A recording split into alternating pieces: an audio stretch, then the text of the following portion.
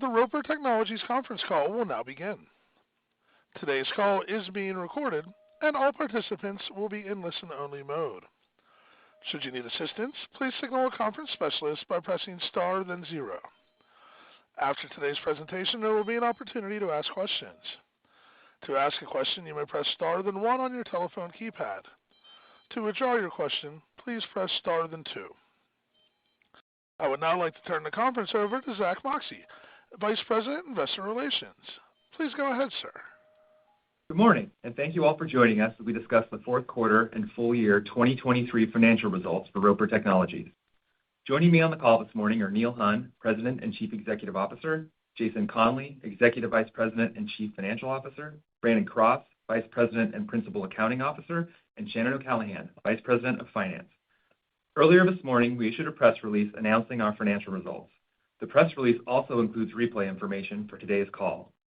We have prepared slides to accompany today's call, which are available through the webcast and are also available on our website. Now, if you please turn to page 2. We begin with our safe harbor statement. During the course of today's call, we will make forward-looking statements which are subject to risks and uncertainties as described on this page, in our press release, and in our SEC filings. You should listen to today's call in the context of that information. And now please turn to page 3. Today, we will discuss our results primarily on an adjusted, non-GAAP, and continuing operations basis. For the fourth quarter, the difference between our GAAP results and adjusted results consists of the following items: amortization of acquisition-related intangible assets, the financial impacts associated with our minority investments in Indicor and Certinia, and lastly, transaction-related expenses associated with our completed acquisitions. Reconciliations can be found in our press release and in the appendix of this presentation on our website.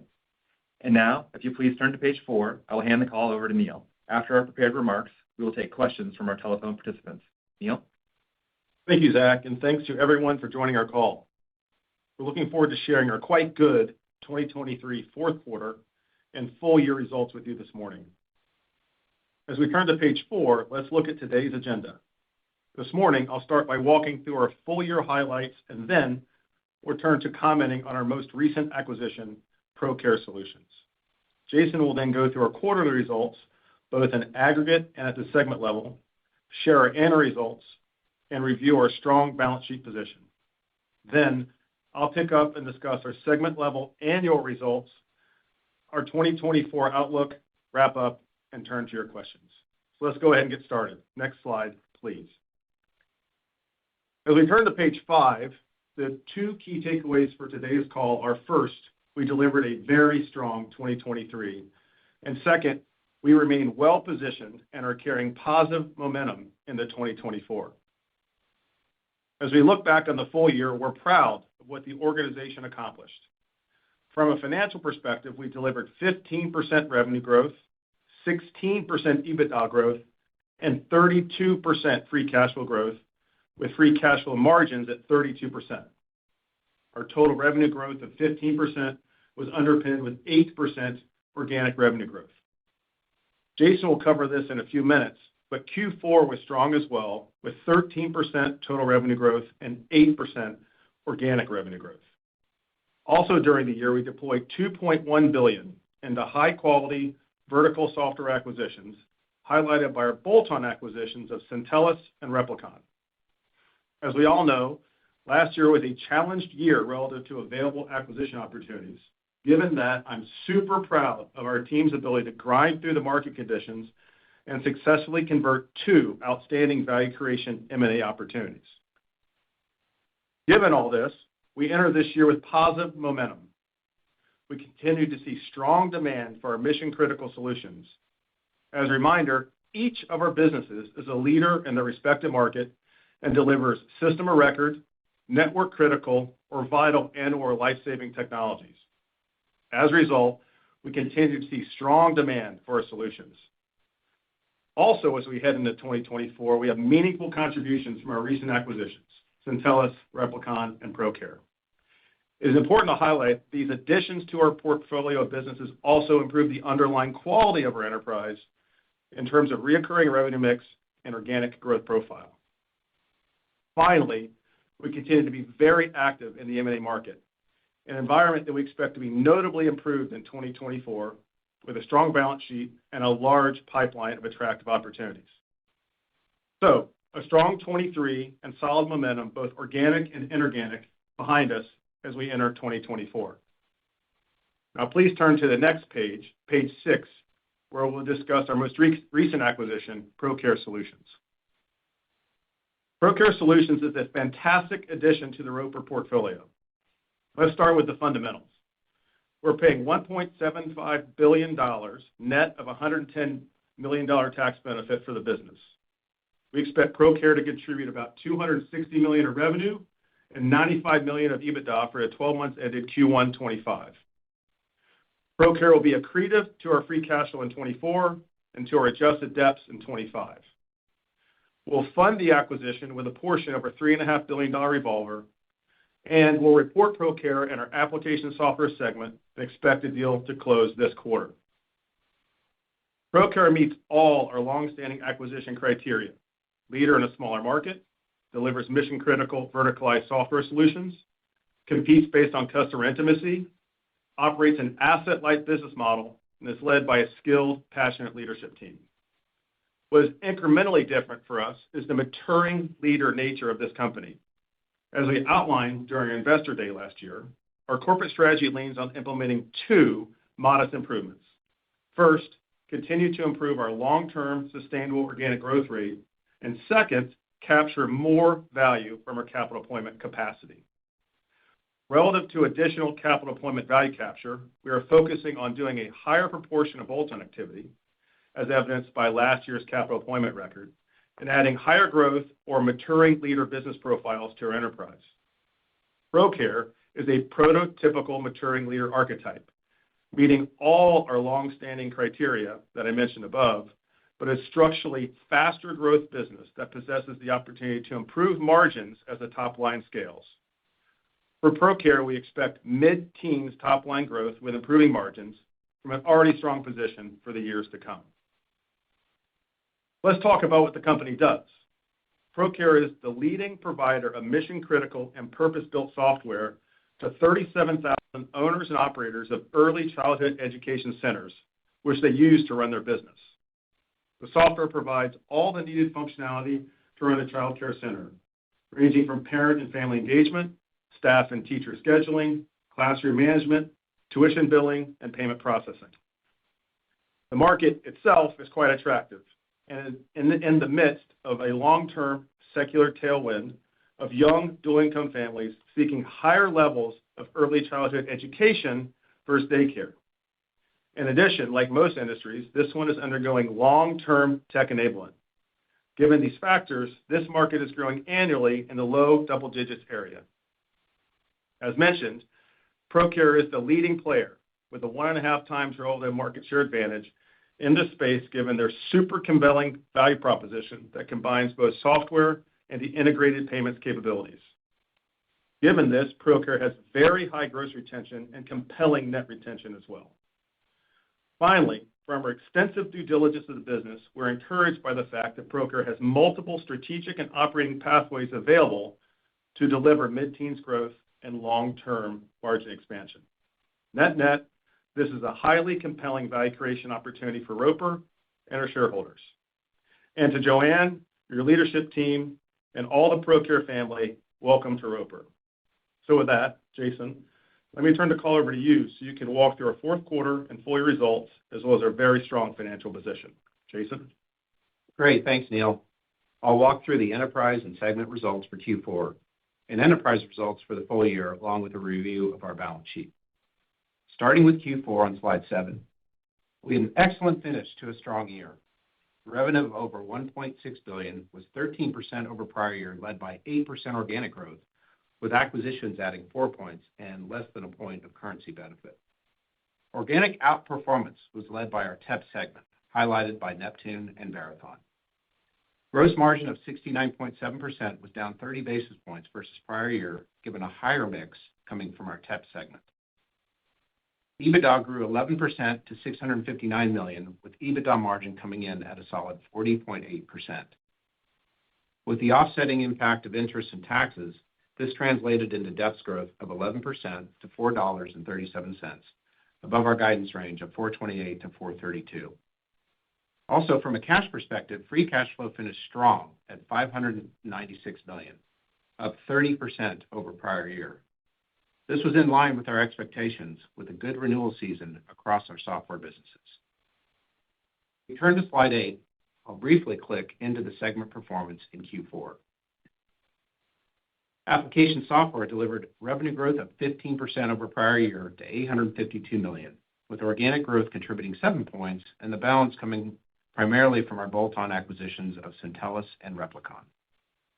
EBITDA margin of 43.2% in the quarter was below prior year's high water mark of 45.6%, which, as we discussed last year, was driven by lower incentive-based compensation.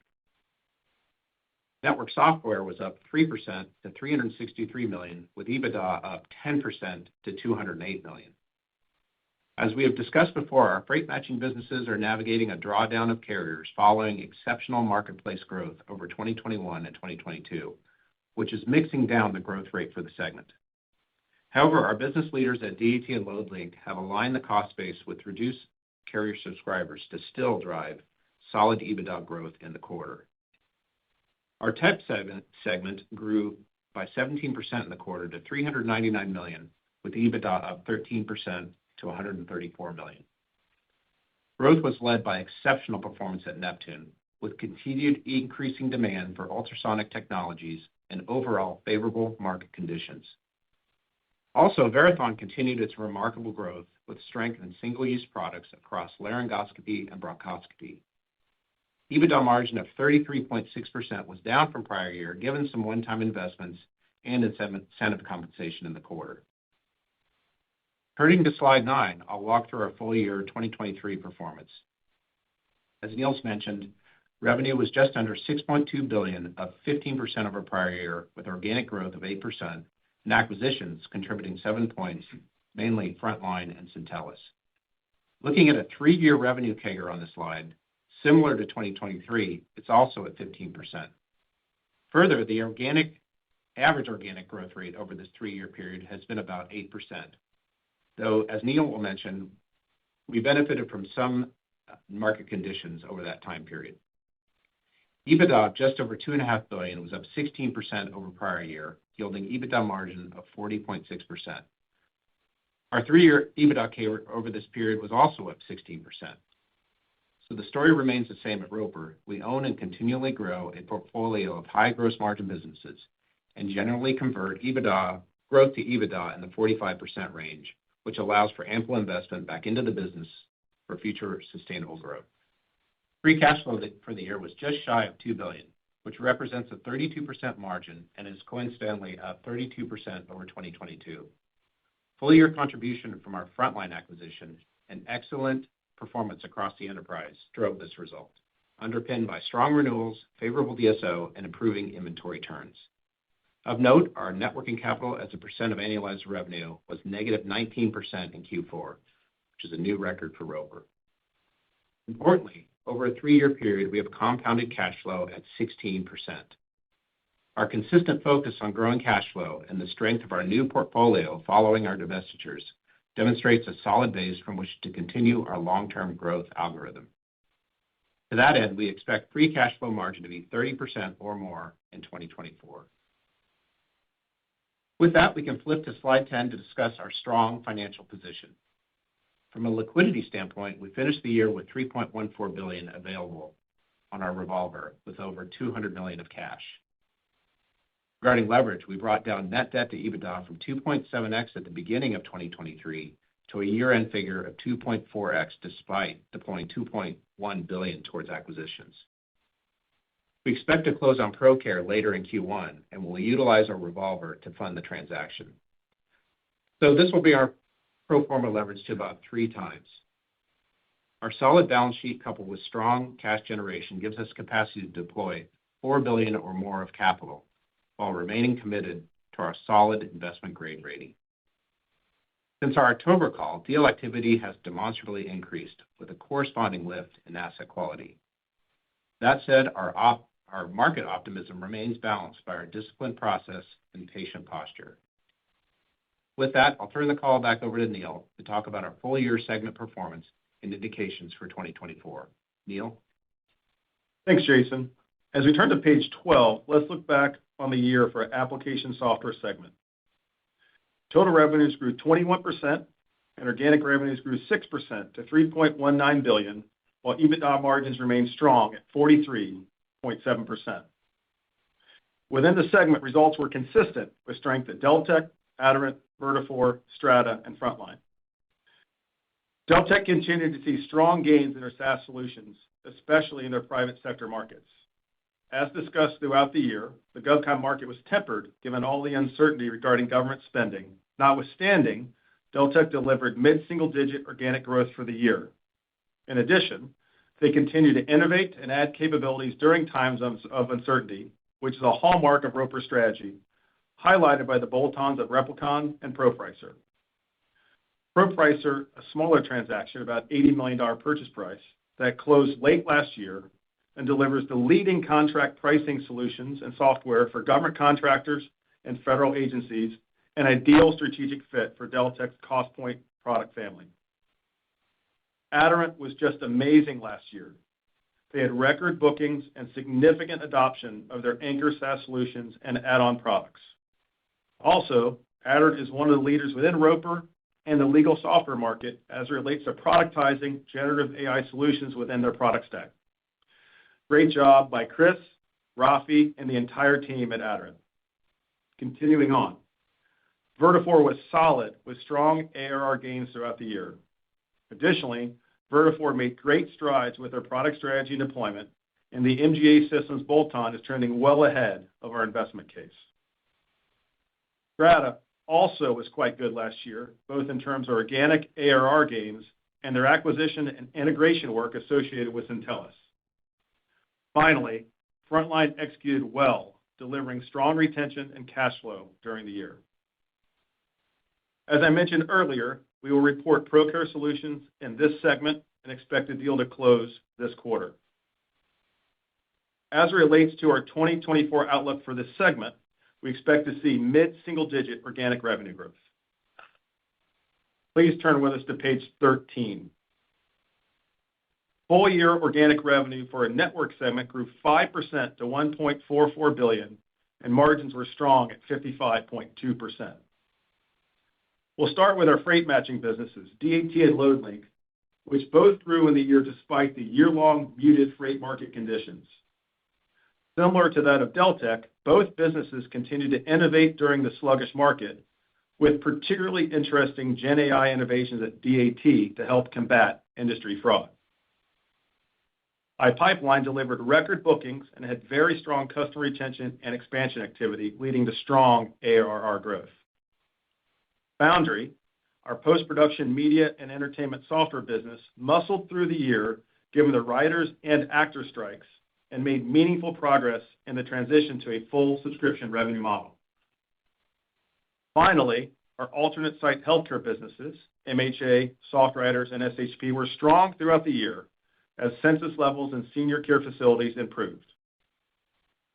As it relates to our full-year 2024 guide for the segment, we expect to see low single-digit organic revenue growth based on the expectation of continued muted freight market conditions, but with continued strong EBITDA margin performance. Now, please turn to page 14, and let's review our TEPS segment's results. Organic revenues for the year grew 15% to $1.55 billion, and EBITDA margins remained consistent at 35.3%. As we look back over the year, we entered the year with a high degree of supply chain uncertainty. During the year, the vast majority of these uncertainties were resolved, and our businesses did a tremendous job of capturing the opportunity. As we exit 23 and look to 24, we do not see meaningful supply chain constraints. As usual, we'll start with Neptune, our water meter and technology business.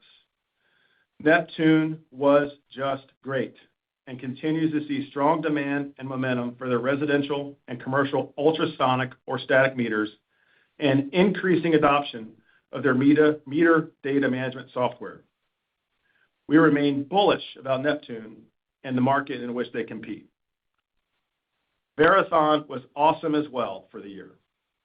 Verathon was strong across all three of their product families: ultrasonic, bladder volume measurement, video-assisted intubation, and single-use bronchoscopy.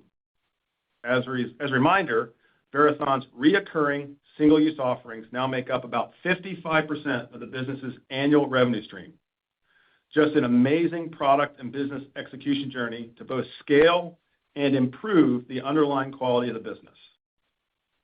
Finally, our RF product businesses, Inovonics and RF Ideas, did a terrific job managing through their supply chain challenges and delivered very strong 2023 financial performance. Looking to our 2024 guidance for this segment, we expect to see high single-digit organic revenue growth for the full year and the expectation that Q1 will grow in the mid-teens area. Now, please turn with us to page 16. This morning, we're establishing our 2024 full year and first quarter guidance. For the full year, which includes the impact of ProCare Solutions, we expect to see total revenue growth between 11% and 12%. On an organic basis, we expect to see full year 2024 revenue grow between 5% and 6%. And finally, we expect to see full year adjusted DEPS to be in the range of $17.85 and $18.15, which includes about 10 to 15 cents of DEPS dilution associated with the ProCare deal. Assumed in this guidance is a tax rate in the 21% to 22% range. We want to take a moment and set our guide in context of our long-term strategy and execution model. To remind everyone, historically, we operated a 5% to 6% organic growth portfolio. Our strategy and ambition are to structurally improve our organic growth rate to be in the 8% to 9% area. Over the last 3 years, we grew 8%, 9%, and 8% on an organic basis, though these years were benefited to some extent from certain market conditions. As such, our view is our current course and speed organic growth rate is in the 7% to 7.5% area. We are very pleased with our progress to date and continue to work to achieve our organic growth aspirations. As it relates to organic revenue outlook for 2024, we enter the year mindful of two factors: continued subdued large customer activity in our application software segment and our freight matching businesses within our network segment being below trend based on our expectations for continued muted freight market conditions. As it relates to the first quarter, we expect to see adjusted DEPS in the range of 4.30 and 4.34. Now, please turn with us to page 17, and then we'll look forward to your questions. As per our custom, we'll conclude with the same key takeaways with which we started. 1, we delivered another great year of performance, and 2, we have continued positive momentum heading into 2024. Relative to 2023's performance, we delivered 15% revenue growth, 16% EBITDA growth, and 32% free cash flow growth, with free cash flow margins also at 32%. Our total revenue growth of 15% was underpinned by 8% organic revenue growth. Importantly, free cash flow has grown 16% on a 3-year compounded basis, and we delivered our first ever quarter of $1 billion of software recurring and reoccurring revenues, quite an important milestone for our enterprise. In addition, we deployed $2.1 billion towards high-quality vertical software acquisitions, highlighted by our bolt-ons of Syntellis and Replicon, in a year where deploying capital was structurally challenged, and we did so at very compelling values, leading to strong value creation for our shareholders. As we enter 2024, we do so with strong momentum. We continue to see robust demand for our mission-critical solutions and a strong outlook for organic growth. Also, you can count on Roper to improve the underlying business quality as we scale our enterprise. Adding to the momentum for the year are the contributions from our 2023 acquisition cohort and last week's announcement of ProCare Solutions. Finally, we are well positioned to continue our capital deployment execution. We remain very active in the M&A market, an environment that we expect to be notably improved in 2024. We do this with a strong balance sheet, a large pipeline of attractive opportunities, and unwavering levels of patience and discipline. Now, as we turn to your questions, and if you could flip to the final slide, our strategic flywheel, we'd like to remind everyone that what we do at Roper is simple. we compound cash flow over a long arc of time by operating a portfolio of market-leading, application-specific, and vertically oriented businesses. Once a company is part of Roper, we operate a decentralized environment so our businesses can compete and win based on customer intimacy. We coach our businesses on how to structurally improve their organic growth rates and underlying business quality. Finally, we run a centralized, process-driven capital deployment strategy that focuses on finding the next great business to add to our cash flow compounding flywheel. Taken together, we compound our cash flow in the mid-teens area over the long arc of time. So with that, thank you for your continued interest in Roper, and let's open it up to your questions. Thank you. We will now go to our question and answer portion of the call.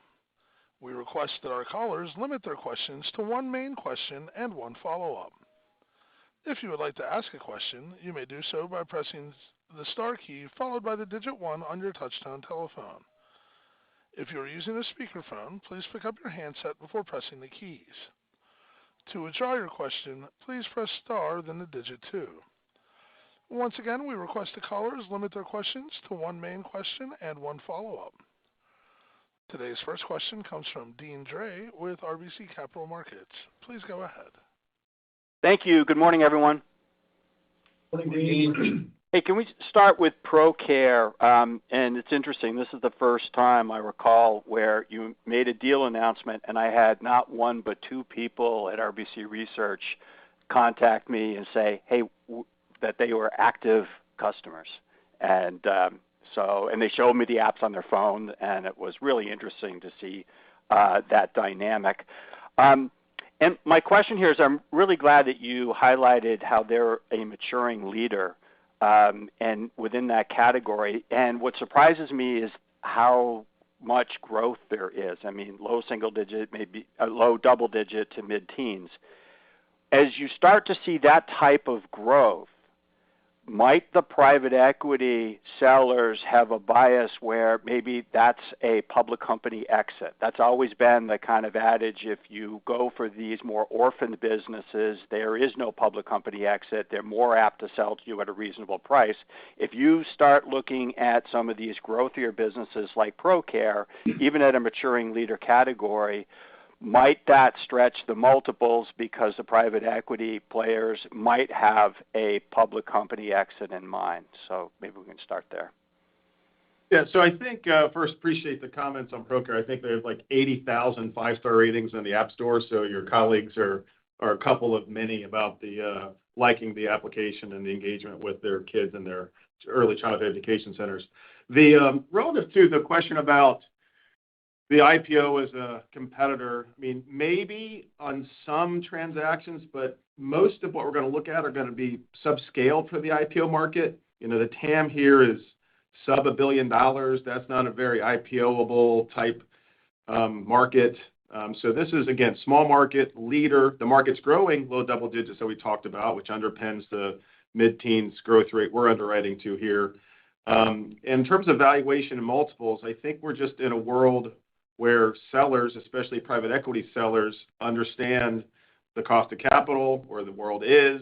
They have constraints from their LPs. They need to get liquidity back to them. They can't raise new funds without it. And so, I mean, it's hard to guess what this asset would have traded for 12 to 18 months ago, but substantially higher on a multiple basis. So we think for the moment, the valuations are coming to us because of the market forces we just talked about. I think in this current environment, liquidity is really key. So if you do an IPO, you don't get your liquidity right away. So I think that's pretty important. And this might be more of a nuance, but at your analyst day, you talked about a willingness to look at businesses that might be at an earlier stage of development. And is, you know, on that spectrum, does ProCare as a maturing leader, is that something you could have acted sooner on?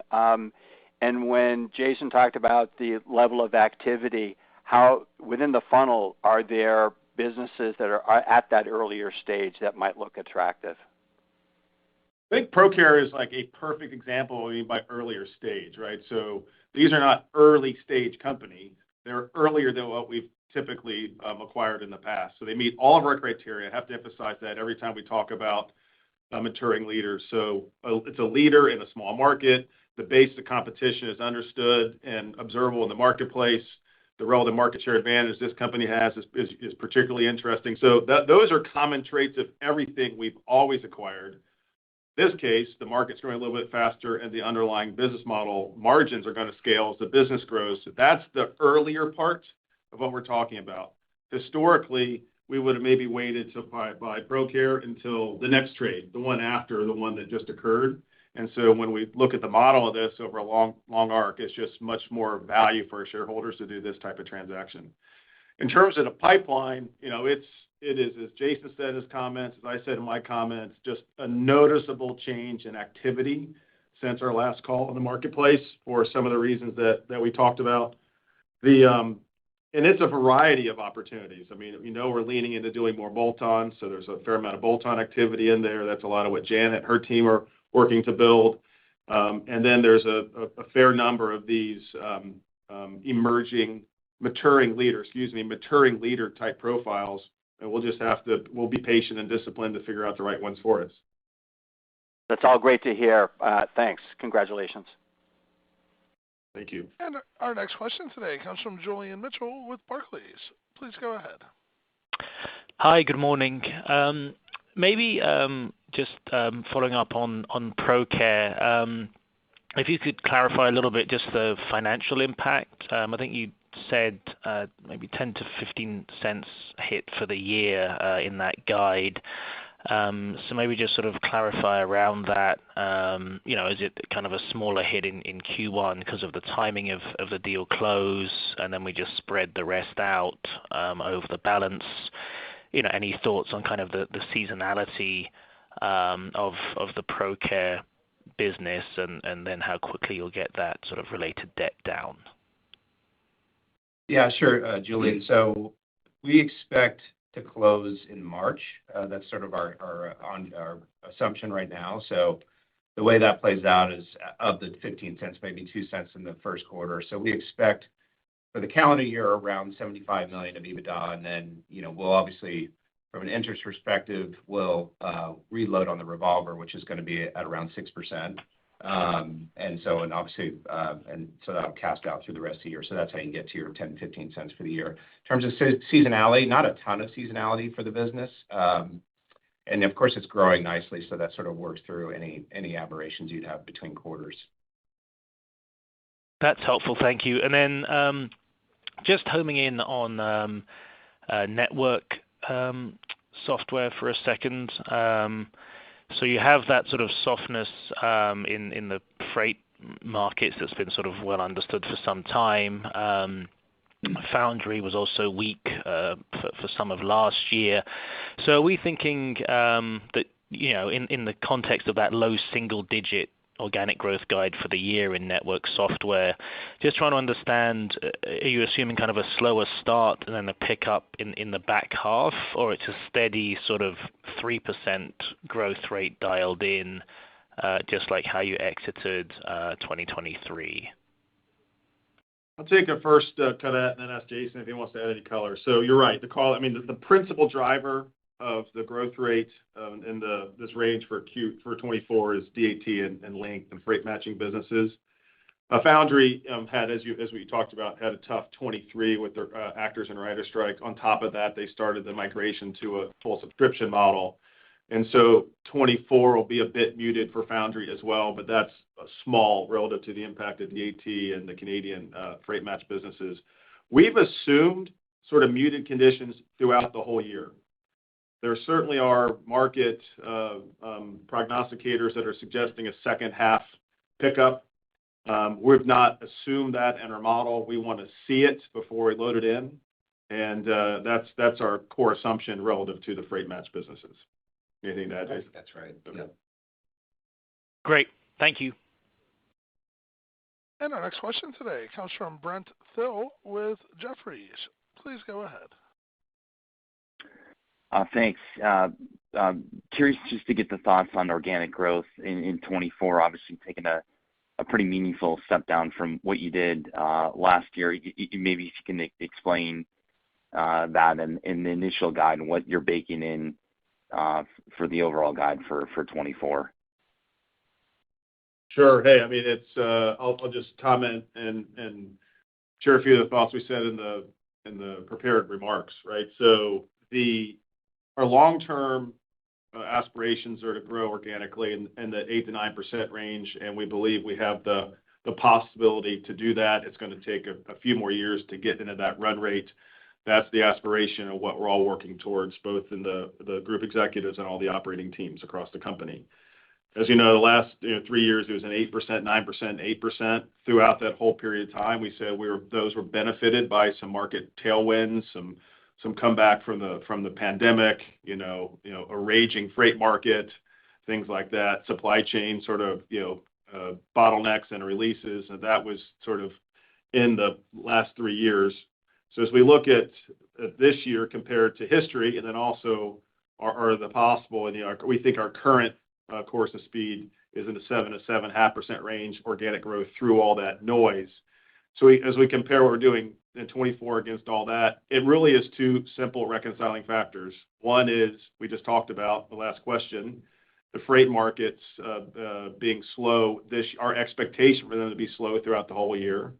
And then as we talked about for a few quarters last year in our application software segment, there was notably less large customer activity, like enterprise class customer activity.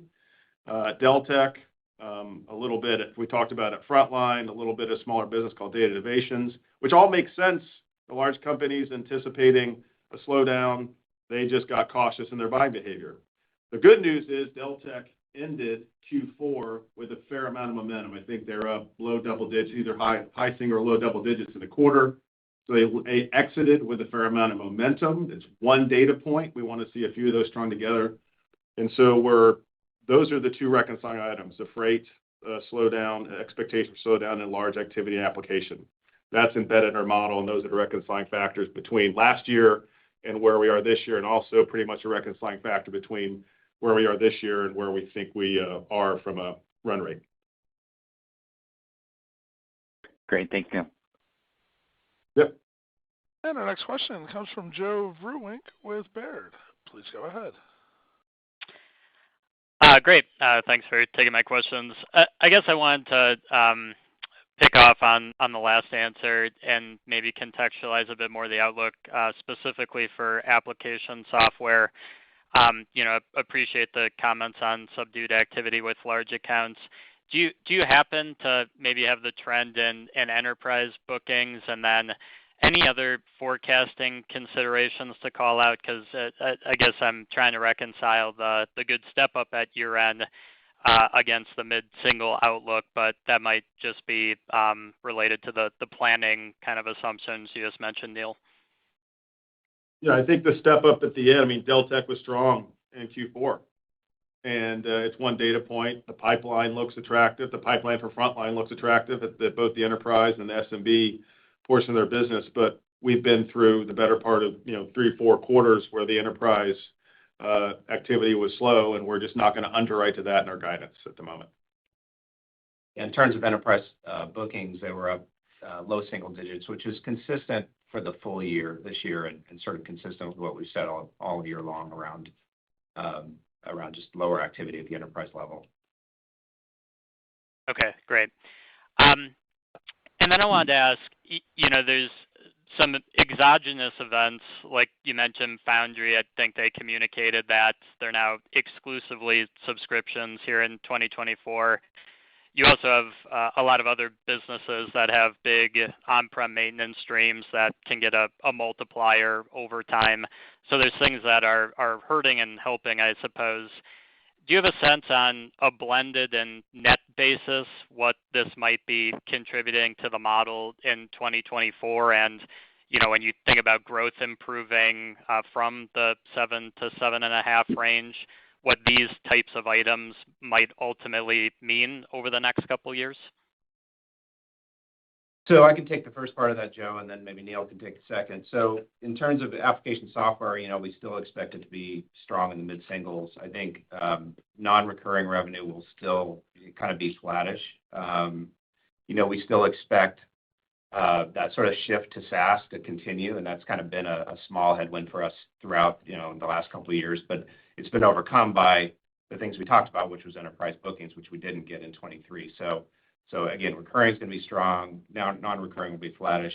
If Deltek picks up in 24, especially in the large GovCon enterprise, there could be upside in the year because a lot of those customers are still buying on-premise licenses. So that could be an opportunity, but we didn't bake any of that into our guidance. And then when we look at network, recurring will clearly be down low single digits just based on DAT and LoadLink, at least based on our current assumptions. And to your point, I think non-recurring will be fairly muted as well because we'll be at the last point of that conversion of Foundry off license to subscription. So they didn't mandate that in 23. They will mandate it in 24. So we'll be digesting that last piece there, and then onto the 7%. I don't know if you have I think just more longer term on the SaaS migration. We have a little bit over $900 million in on-premise maintenance. That's as that converts. It converts our recent history, the last 2 or 3 or 4 years, is it's north of 2 times on an ARR basis as it converts from on-premise maintenance to SaaS and cloud. So when we do that, it's actually we believe historically it's been a bit of a net growth driver. While we will convert perpetual licenses, which are in period one-time revenue to SaaS, and that's a classic J curve. The companies that are undergoing this transition, we're going to convert this $900+ million of maintenance at a clip that will overwhelm that J curve effect. So we believe it's a net growth driver. Foundry is a bit unique in that they're making almost like a day one pivot in their business model shift, and the other companies are doing more of a migratory approach. Okay, that's all helpful. Thank you. And our next question today comes from Allison Poliniak with Wells Fargo. Please go ahead. Hey, good morning. I just want to turn to tech-enabled products. Obviously, a strong year. As we think about that guide, I know Neptune and Verathon are certainly big components of that growth. Does that kind of diverge to some extent? Does one start to outpace the other? Seems like there's a lot of development at Verathon that could drive some of that. Just any thoughts there?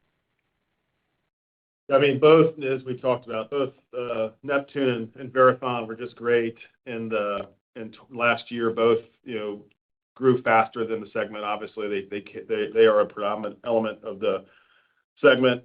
We believe that the long-term growth rate at Neptune is probably in the high single digits area, and we believe that the long-term organic growth rate of Verathon is probably a bit higher than that.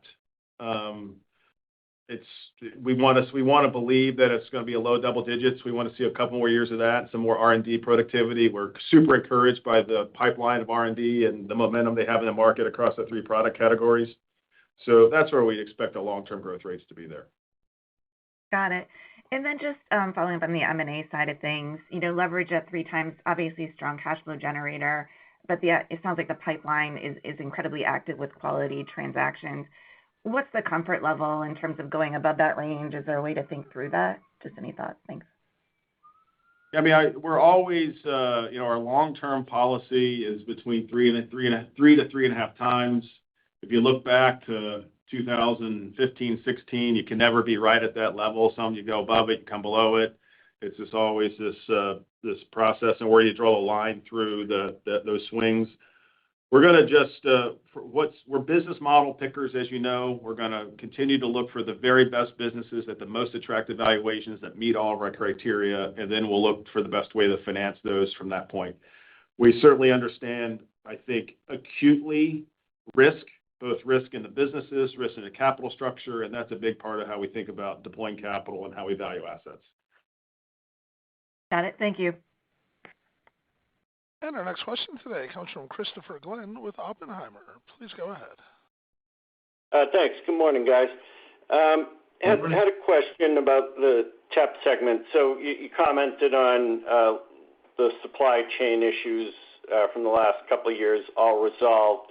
So curious if you're seeing some nice, benefits emerge from production planning and,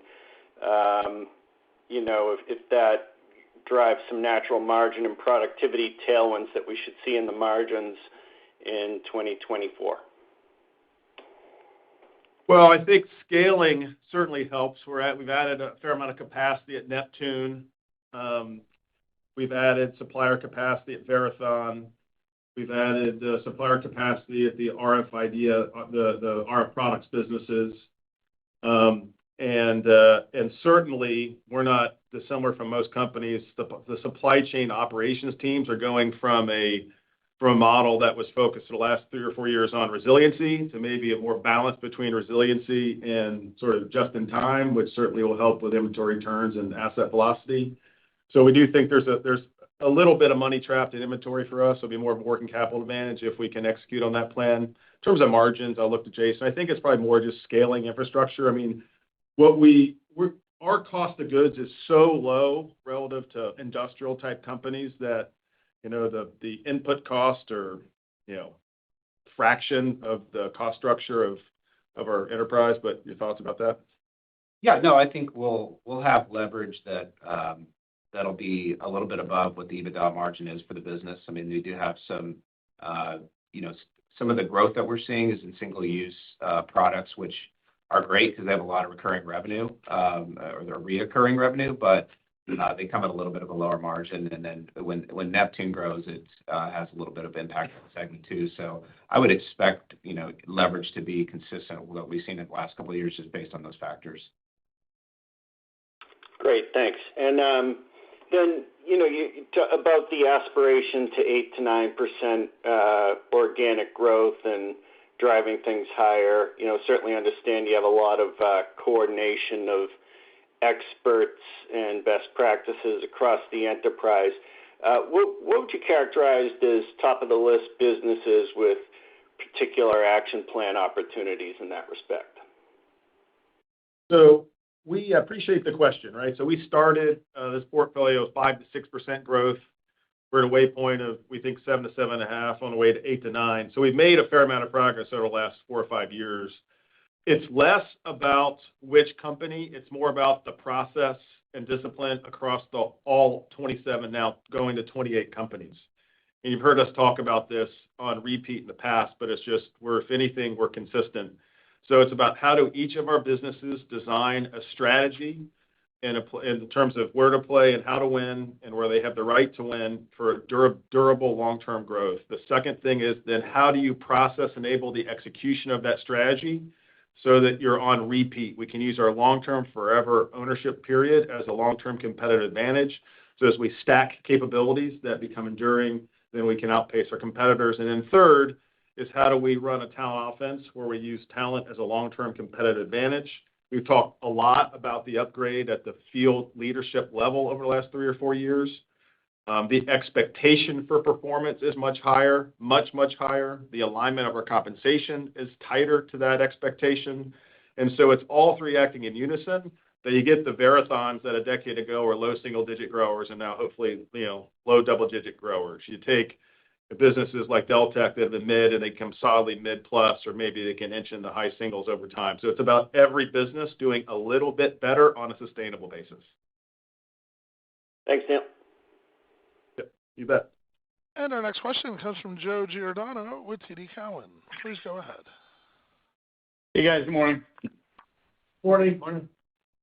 Hey, on DAT, obviously the freight market is weak. Can you I know we've talked about that relationship kind of being somewhat inverse in weak markets where they actually tend to do better. Is that, just to put a finer point on that, is that more on negative inflections in the market where it kind of spikes, and then if it's prolonged weakness, that it ultimately is forced to trickle into DAT? Is that how we should really think about that? So DAT dynamics are a little bit different than what you described. DAT is when the freight markets are very strong, DAT grows in line or maybe ahead of that strength. When the freight markets are weaker, they tend to slow down. And then so therefore, if you looked at their growth, it's more like stair-step type growth. In this particular case, because we're coming off such a surge for a couple, 3 years, it's a little bit more exaggerated. The dynamic that you're describing perfectly describes our Construct Connect business, which is the construction analytics business, where when you think about building product manufacturers and contractors and subcontractors subscribe to our content about what commercial real estate buildings are in the process of being planned and built, they want to look for where their next jobs are going to come from. So when the construction markets and real estate markets are white hot and contractors are fully subscribed years out, the value of our information is less. When the market slows and their backlog is thinning, then the value of what we offer is much higher.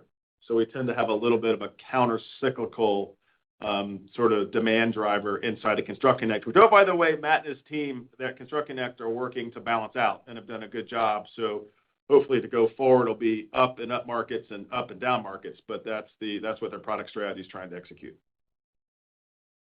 That's good color. Just in like a broader question, obviously we're getting like more and more layoff announcements at at companies across the spectrum from tech to UPS, So how are you guys in your discussions with your customers? What's the most recent kind of read they're having on where headcount stands and what the implications are for your businesses there that somewhat depend on that? Yeah, I think, unfortunately, our read across the macro market isn't a great one, right? Because we operate in these relatively insulated end markets, government contractors, property and casualty insurance, where brokerages employment's higher, life insurance where employment is higher, healthcare where employment's higher, education where employment's stable if not higher, right? We're in these sort of relatively isolated, protected end markets where the macro swings don't impact that much. It doesn't have that much impact on the way we drive compliance bookings across our portfolio. I will say for the labor market generally loosening up, it's been advantageous for us. We're been able to not just fully staff at our business level, but use this opportunity to last probably 12 months plus to significantly upgrade talent across the organization. Fair enough. Thanks, guys. Thank you. Thank you. And our next question comes from Terry Tillman with Truist. Please go ahead. Yeah, can you all hear me okay? We hear you great, Terry. Good morning. Hey, good morning, everyone, and thanks for fitting me in as well. Maybe the one question for you, I guess it's for you, Neil, is, what we've seen with our vertical SaaS companies and even horizontal SaaS companies in the past, when they get those customers on the new modern architecture, it really can start to reduce the friction to buy those other add-on modules.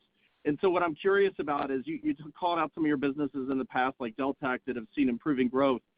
Anything you can share around kind of net revenue retention from those customers that move to cloud? And I know it's still early days, but is there propensity to buy those add-on modules? Does it speed up? Does it quicken? And that's just one of these things that could be a cumulative benefit over time and also help on that organic growth. And then I had a follow-up. Super appreciate that question. The short answer is categorically yes.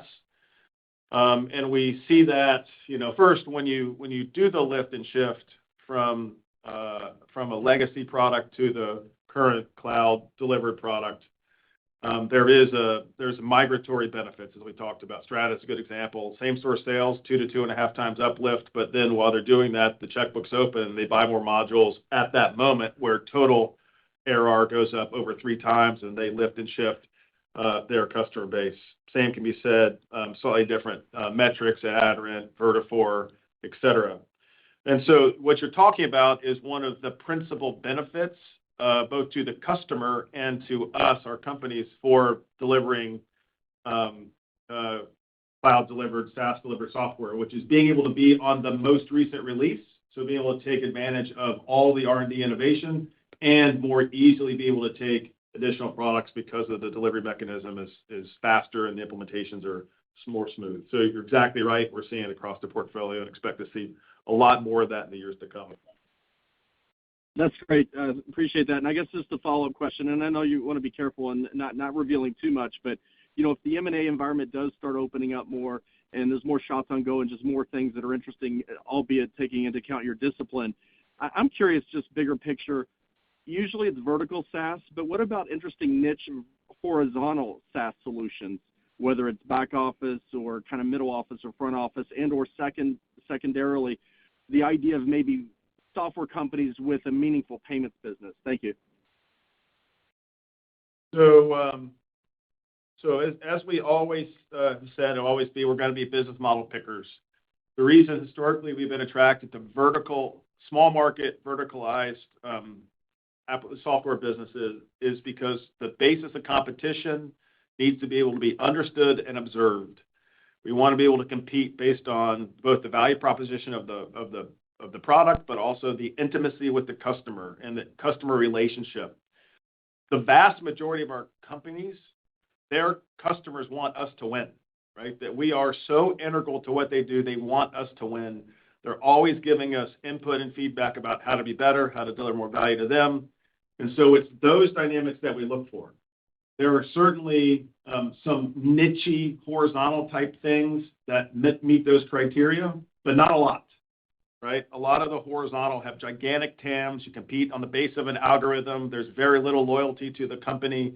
So those types of things we'll never invest in. Relative to your comment about payments, business models we have a variety of business models. There's software, there's on-prem, there's SaaS. We just bought a business that is the integration of SaaS software and payments, where you have deep embedded integration with what the company does and the products do with the payment stream. And so it's a business model. We're open-minded to the business model construct as long as there's immense amount of durability embedded in the business model. Thank you. Bet.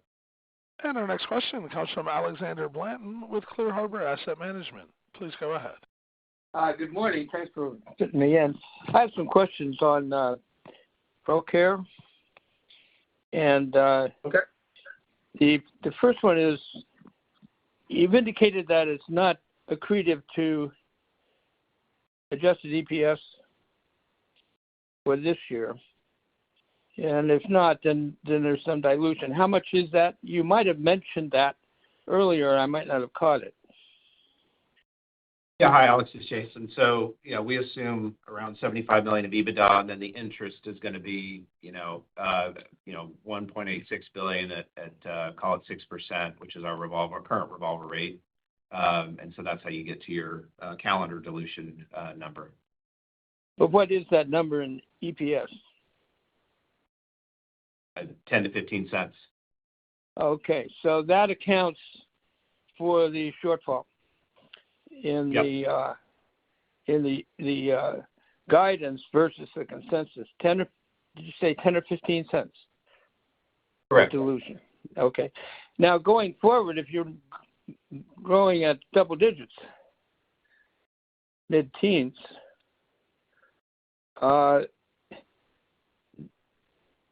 that implies that you're going to get some pretty good accretion in 2025, correct? Absolutely, yeah. We're looking forward to the accretion after 24, and it'll come. Like I said, it's grown mid-teens, very good cash conversion dynamics. We'll have a little bit of a tax benefit this year, the next year, and a couple of years out after that. So, yeah, feeling good about ProCare's contribution to our growth going forward. Now, can you give us an idea of what the total available market is in their business? And I assume it's all domestic at this point. And how do they look compared with that? In other words, what's their market share or approximate? Yep. So I understand they're the leading provider, but it looks like it might be a fragmented market. So the TAMS today is about $750 million. It's growing about 10% a year.